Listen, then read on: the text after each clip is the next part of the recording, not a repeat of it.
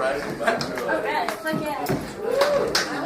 I think from now on, if I gotta get people off the stage, I'm just gonna all right. Now, with my presence, this so fucking. But if you come at me with your bum, I'm gonna get right off the stage.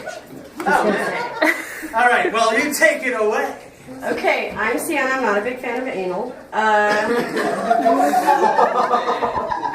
Sorry, that was just there. I couldn't say it. This thing that I'm about to read is not a poem. It was a Facebook status that got out of hand. So I didn't post it because it got too long. So we're just going to do that here, and maybe I'll squeeze in a poem. We'll see. Right. Kill your idols. That doesn't mean I condone murder, though in a lot of cases I do. It means don't let people be your gods. Don't let heroes, role models, whatever term you want to paint them with, don't let them exist in your mind as infallible. They are not. I know it's uncomfortable. I know people hate seeing the worst in people they think they love. Most people hate acknowledging that Gandhi was racist, or Bob Marley was a homophobe, or John Lennon was an abusive partner, or that Ted Cruz was actually birthed from a human being. We don't want to face it because it's uncomfortable. So we want it to be not true, but reality only changes for the whims of desire when you're dreaming, or taking the right drugs, or carefully crafting a deliciously delusional mental illness within yourself. Don't craft that illness. Let yourself see their flaws. Be better than your heroes. It doesn't have to ruin what they've created. Jim Morrison may have been a ridiculous asshole and a womanizer.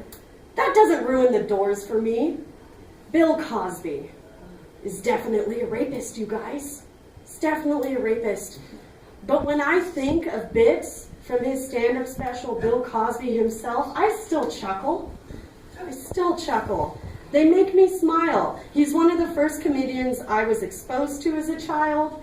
Not, like in a sexually molested way, but like just he was on television in his sweatpants, as he usually is. Him being a monster doesn't mute my laugh. What he created doesn't belong to him. It belongs to all of us. Just as you don't own your children after they've developed enough, you do not own your art. You don't own your thoughts or your words. They are beyond ownership. They will long outlive it. So don't be afraid to separate the idea from the person. They are separate. That is how I can like Obama as a politician and a comedian, because that man is damn funny, people. He's damn funny. And I can still hate him as a colonialist, a warmonger, a liar, and a murderer of children. Yeah. They can be separate. Yeah. The harm we do does not cancel out the joy we create. It may seem that way because it will shift the balance, but they both still exist, and harmony between them is possible. We already do this in our day-to-day relationships, especially the ones important to us. The thought, oh God, he's telling this story again. Why does he always tell this story? It's so annoying. Does not erase the thoughts, I can't wait to see him again. I wonder what he's doing right now. I can't wait to tell him about the thing. It doesn't erase that. The thought, just shut up and stop shitting. You're making me hate my life right now. Does not replace the thought, I have a child, and I never knew I could love something so much. Hormones are the best drug. Yeah, hormones.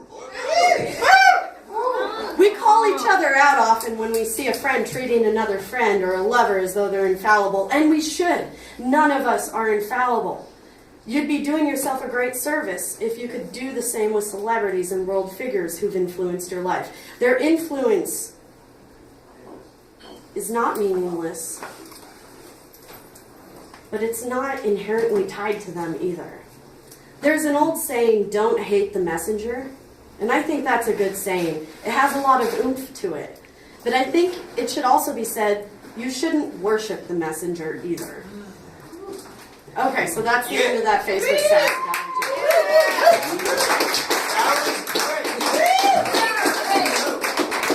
Okay. This is a thing I found on my computer recently when I was apparently trying to dissect who I am as a person. It's one of those realizations I've always known to be true since I was a child. It's a realization that's so deeply ingrained in me, it has seldom been at the forefront of my thoughts. The realization is simple. I am lucky. I am lucky because I've always known who I am, ever since I can remember being. I have never had to search for its truth. There's never been a mystery to my identity. I am Cienna. Sometimes I am a dragon, but I'm always a phoenix. I love with the force of explosion, yet jealousy cannot touch my heart with any more than a flicker. I have no terror in me for death or fear, but pregnancy seriously skeeves me out. My talents and ambitions are larger than my motivation because my motivation is only a sometimes food.